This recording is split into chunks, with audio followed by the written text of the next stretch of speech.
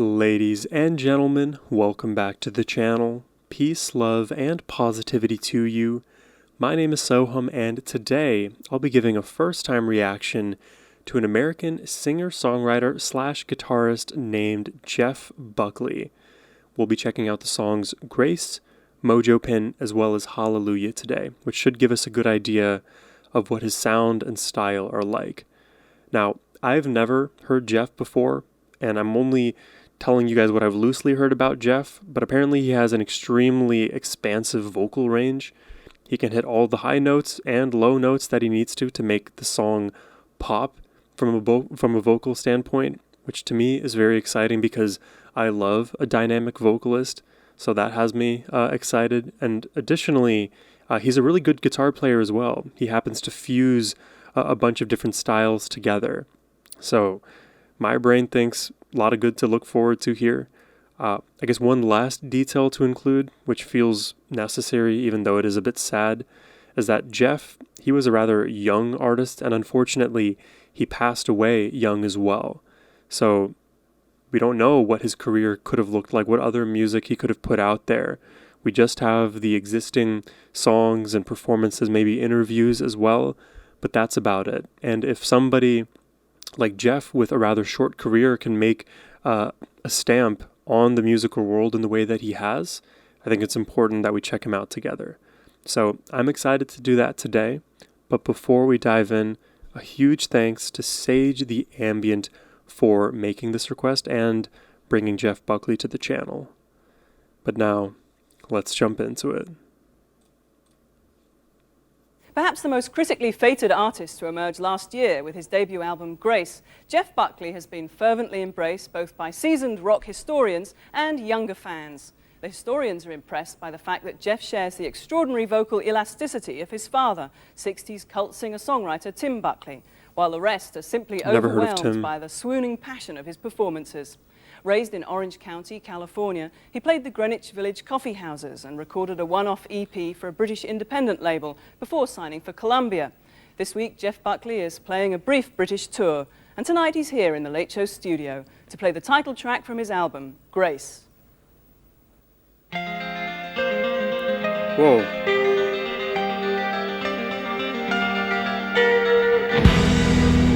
Whoa.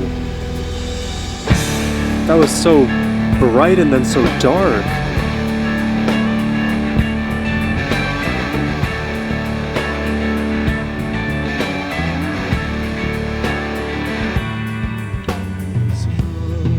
Asking to stay long enough for the clouds to fly me away. Whoa, dude. But it's my time coming, I'm not afraid. These notes feel... It's almost like what you would hear in like a grunge track. And my fading voice sings of love. Oh. Dude, these vocal melodies are so unfamiliar to me.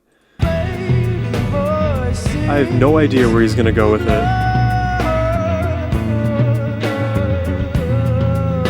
Whoa. But she cries to the breaking of time, of time. Waiting fire. I like the feel. It's so subtly dark, but I can't place why.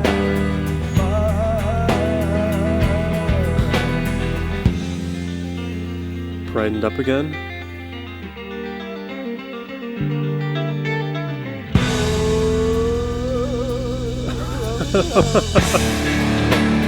Oh my gosh, this is gonna be hard for me to wrap my brain around.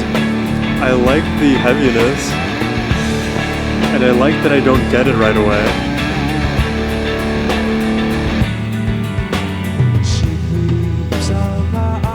But I don't fully get it yet. Walking to the bright lights inside. We'll drink a bit of wine, we both might go tomorrow.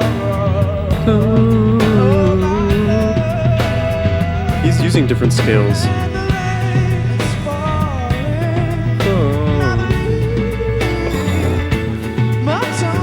There's that range.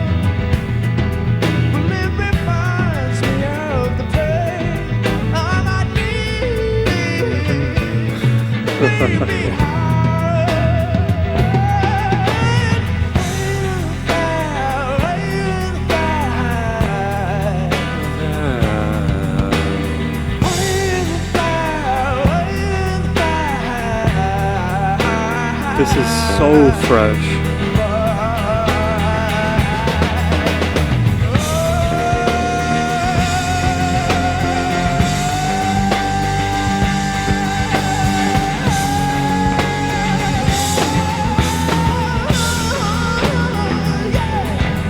Bro, what?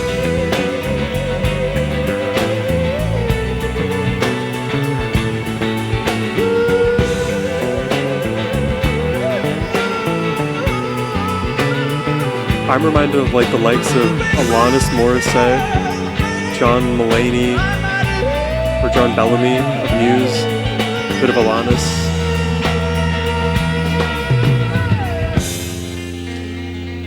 Another artist as well. This is... oh.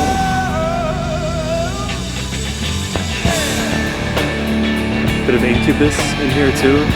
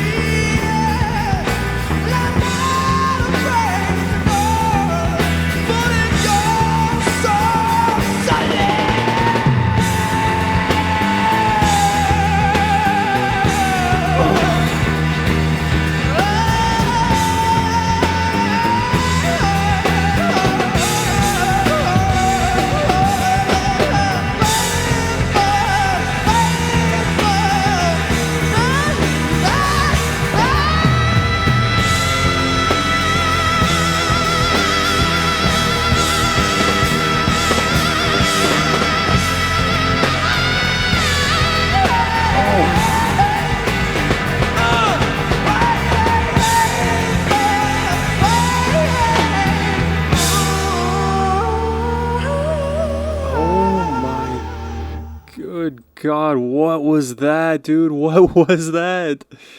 I don't know where to start with this one. I don't want to yap too much before we jump into the next songs here, so I guess feel free to skip ahead if you'd like. I can't put my finger on his style at all. Like, I have to draw from like so many different artists that I'm already familiar with to sort of Frankenstein them together into like what is sort of a Jeff Buckley, but kind of not really. Like, I was thinking a bit of Alice in Chains, like Lane Price. I was thinking a bit of Alanis Morissette. I was thinking a bit of, I think Muse's singer's John Mulaney or John Mulaney. It's one of those. A bit of Incubus in there as well. Part of my brain almost went towards a more like polished, less like dark and grungy Marilyn Manson. But I don't know. I don't know if any and all of those are accurate representations in whatever percentage we might like to represent Jeff here. This feels very, very different from what I'm used to. Even when it comes to the scales, like most of the melodies, I was not expecting to be taken the ways that Jeff ended up taking them. He's just dancing around whatever kind of scale he wants to, and the surrounding instrumentation almost like sort of bleeds into what he is doing to make what he's singing sound supported. But even then, it feels like he is augmenting out of those novel places as well. Then kind of like allowing his voice to like fall apart and wane and then break and then get loud and gritty. Dude, dynamic is an understatement right now when it comes to Jeff. What is that song? Is that post-grunge, experimental, fusion, jazz? Like, where do we... You know what? Less questions, more listening. Let's jump into the next track. That was crazy.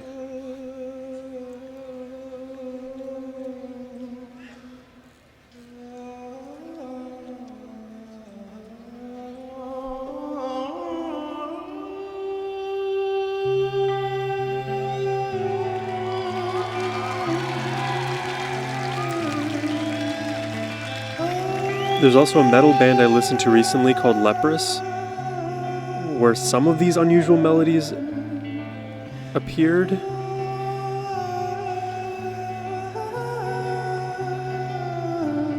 Oh, but these these melodies and the vocals just trick my brain. I'm lying in my bed, the blanket is warm. This body will never be safe from harm. Still feel your hair, black ribbons of cold. Touch my skin to keep me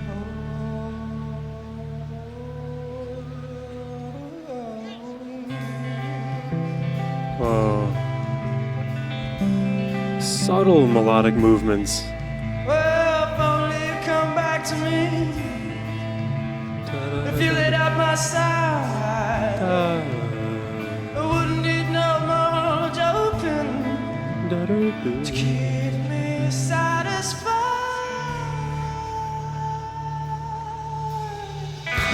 Who is that character?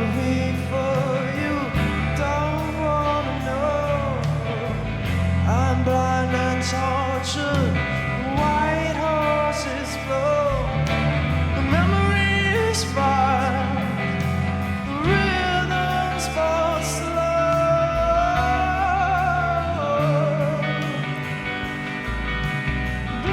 Whoa. Black beauty, I love you so.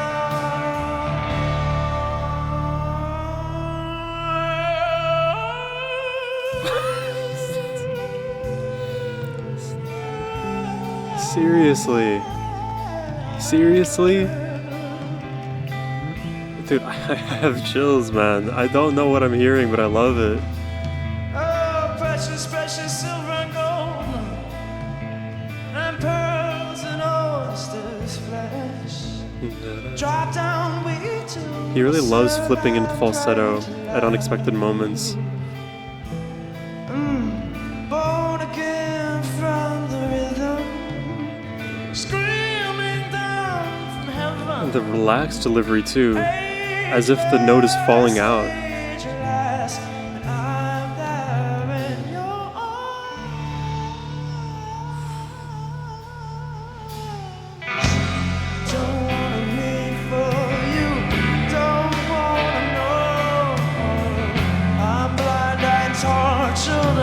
White horses flow, the memories fire, the rhythms fall slow.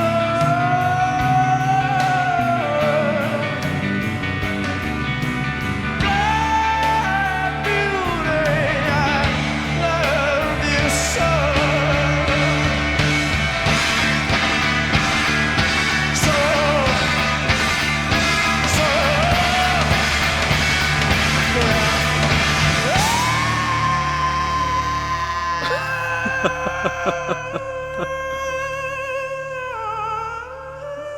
Oh my god. Oh my god, he is so dynamic. And these arrangements, they're so eclectic, like I don't know where the inspiration comes from. I really can't categorize this.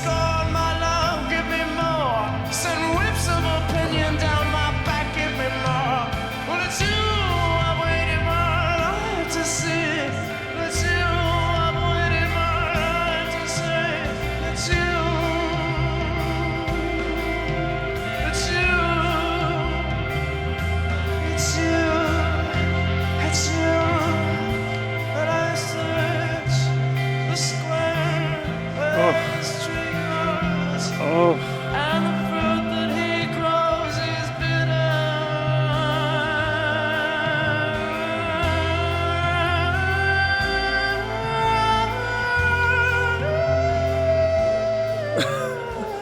Are you serious?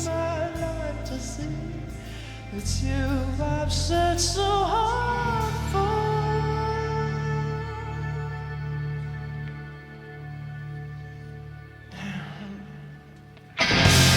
Don't wanna wait for you. Don't wanna know. I'm not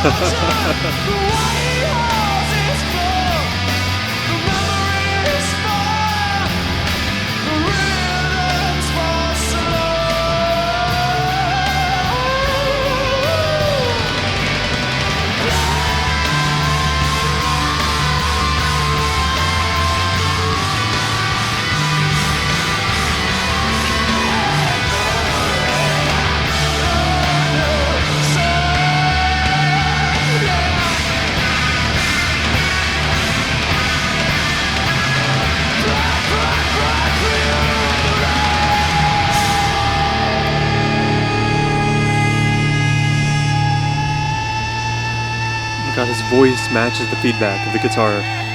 Yes. Huh? I'm so happily confused by what I'm hearing because it is so familiar yet unfamiliar. It is tangential to so much that I feel like I know, but Jeff is right outside of that place. He sits across you from the table, and he's the kind of person where you talk to him, and this is totally like, I don't know what he is like a person, but I'm just painting an example.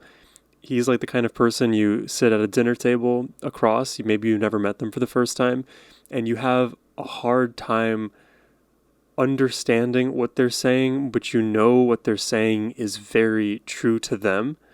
And the more and more you talk to them, the more and more you feel like you're getting closer, but really it is an exchange of ideas not intended to persuade you or deter you from any one view. It is just, he is expressing his thought through music and kind of leaves it there for us to pick up and run with.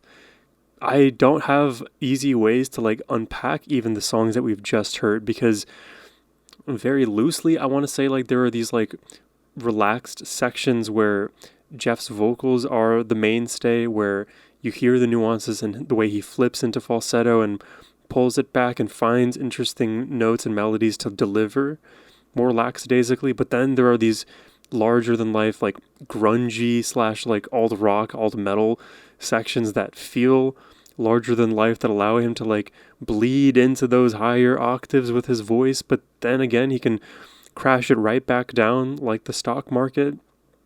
I don't know what I'm going to get with Jeff here, even after having heard these two songs. Like Hallelujah, this is a song, if he's doing a cover of the very famous Hallelujah, I don't know how he's going to re-envision this one, because that song has been covered covered a million times. It sounds often very similar to the bass melody. If he is covering this song, I can imagine it being taken a completely new direction.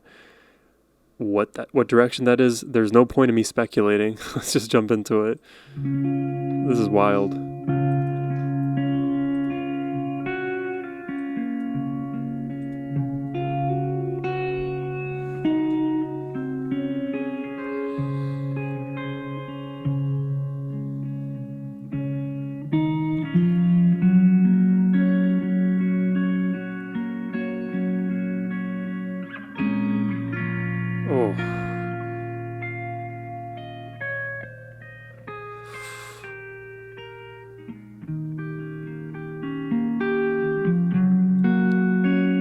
Some of these chords he's outlining, he's adding unexpected notes in them.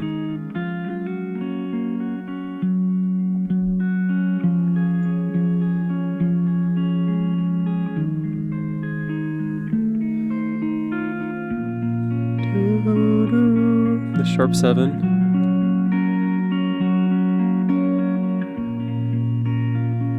Oh my god, this tone is so rich, it literally sits in my heart.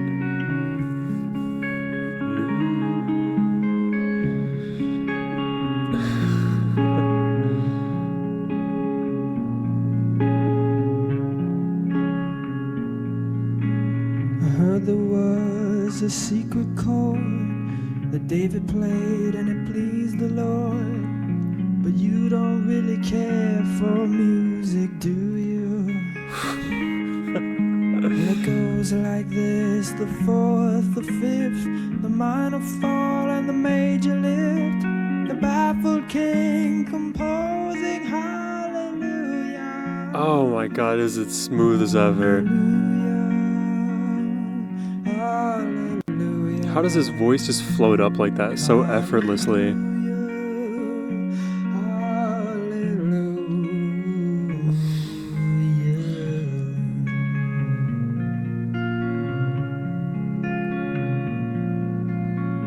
Your faith was strong, but you needed proof. You saw her bathing on the roof. Her beauty in the moonlight overthrew you. She tied you to a kitchen chair. She broke your throat and she cut your hair. And from your lips she drew the hallelujah. Oh my God, that chord. Hallelujah, hallelujah, hallelujah.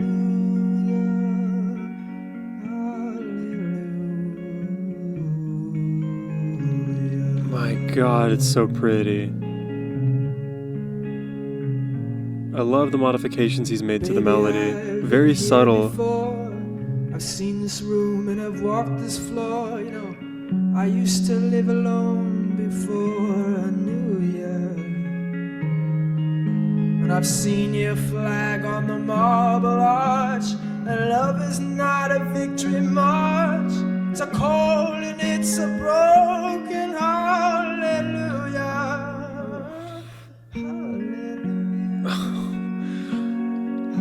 This is such a real performance because his voice just breaks in these small ways. You can see the cracks, and it's so real.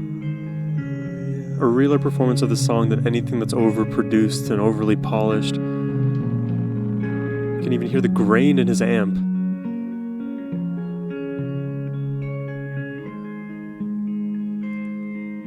Well, there was a time when you let me know what's really going on below, but now you never show that to me, do you?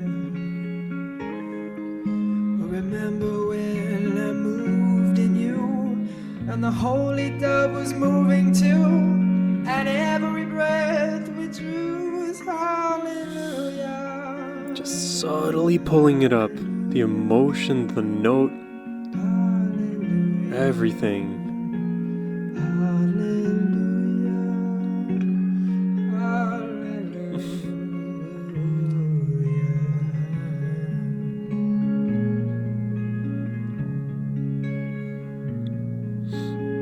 Maybe there's a God above, but all I've ever learned from love was how to shoot somebody who outdrew you. Wow. It's not a cry that you hear at night. It's not somebody who's seen the light. It's a call and it's a broken hallelujah.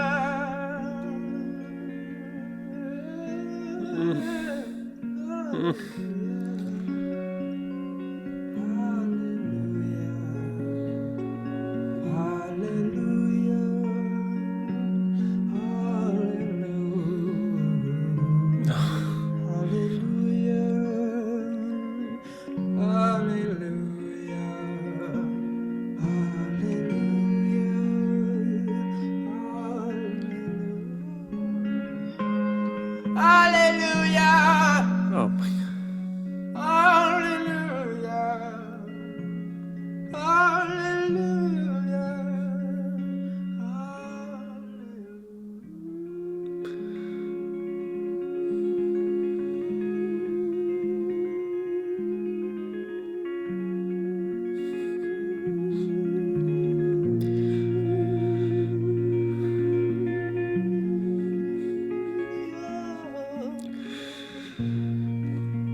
Oh my God.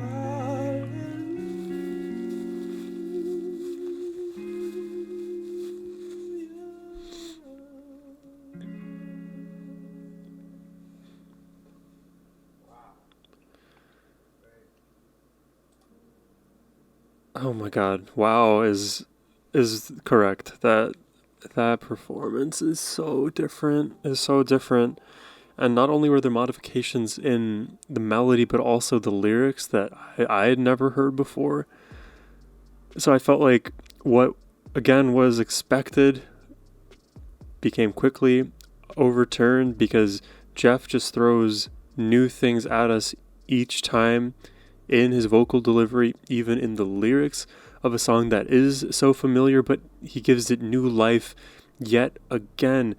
This is why covers are so important for music, because derivative art has its own innate value because it carries with it all of the history in that song baked into it, and then you've given it new life, a new vision, fitting for the time, fitting for a new vision of the future as it relates to music and our emotions. I will always love this song just as like an axiom. The fact that we had this version be as emotionally charged as it is, but in a very subtle way, is very, very encouraging to me to go further into the Jeff Buckley rabbit hole. I would love to hear more of his covers, more of his other performances that may be out there that simply just need to be heard by this generation. Because I had never listened to Jeff Buckley before, and now I would love to hear all of Jeff Buckley. I love his vocals. The differences in his performance style compared to other vocalists who have even his range are extremely notable. He thins his notes out he thins his delivery out in certain places, but also thickens it where he wants to add that extra oomph. Like when he's entering like the chest voice, for example, he's going to give a bit of a more like bellowy, supported kind of delivery, but he can do the same thing on the same pitch. He can take the same pitch and thin it out too. So it really is just a matter of how he wants to deliver that note. And it feels like there's a million different decisions that Jeff is making for one little line, one little phrase. And all of them are so joyous to pick up on and be surprised by. Like, this is the kind of performance you listen to it over and over again to pick up more and more of the subtleties, that little breath here, that exasperated sigh there, the little twirl on the ending of a certain note, or the way he breathes into the start of a new phrase. It is all of these little decisions that he makes that compound into something more beautiful than you could have expected. And that is how Hallelujah is sitting in my body now. It's so beautiful, and it was more beautiful, and it feels sublime to hear it in this way. Even the guitar playing as well. Like I mentioned earlier, there were certain notes in the outlining of his chords that added a new depth, whether it was a seventh or an augmented note or something that was more harmonic minor or diminished. There were little itty bits that you could pick up on that also draw on different emotions within us. A song like Hallelujah that is filled with melancholy but also can uplift you. There's a spectrum of niche emotions within that space, and Jeff seemingly is exploring many of them, some of which I can't even adequately label quite yet. I think it's going to require more listens of Jeff Buckley, so if you are interested in requesting Jeff on the channel, you can do so by clicking the first link in the description box below. But yeah, this performance of Hallelujah for me was the best thing we heard out of Jeff today. But both of the other songs too, extremely unique in their style. I felt grunge, I felt pop, I felt alt rock, I felt indie, I felt a bit of jazz, I felt so many different things. I would love to know what you guys felt, so please leave it in the comments below. But as always, my friends, I hope y'all have a wonderful rest of your day. Take care and peace.